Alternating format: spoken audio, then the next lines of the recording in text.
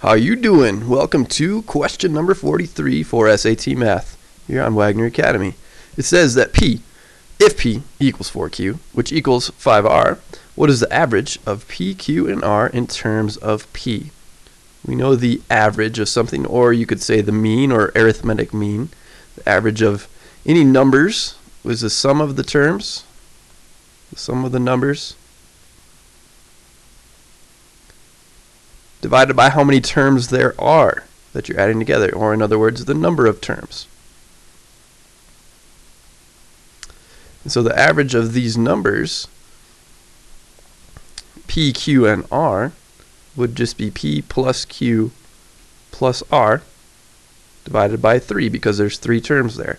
However, it says in terms of P in the question here. So we need to write Q in terms of P instead, and R in terms of P instead. So what do these look like in terms of P?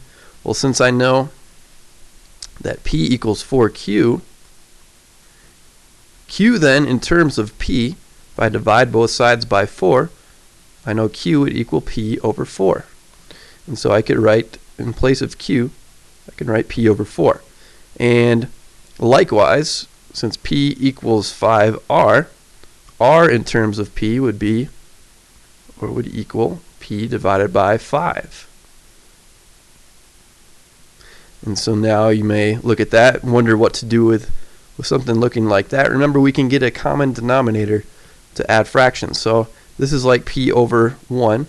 What's the lowest common denominator? LCD for 1, 4, and 5. That would be 20. So I could write this, each one of these fractions, as something over 20. If I multiply this one by 20 over 20, I've got 20p over 20.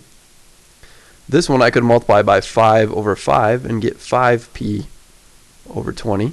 And this one I could multiply by 4 over 4 and get 4p over 20. Now this is still all divided by 3.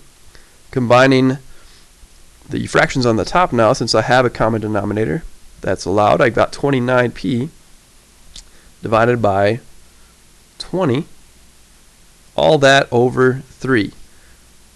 And then if I'm dividing fractions by fractions, this is a fraction in disguise right there. I can write 3 as 3 over 1. This is going to be the same thing as 29p over 20 times the reciprocal of the bottom fraction, times 1/3.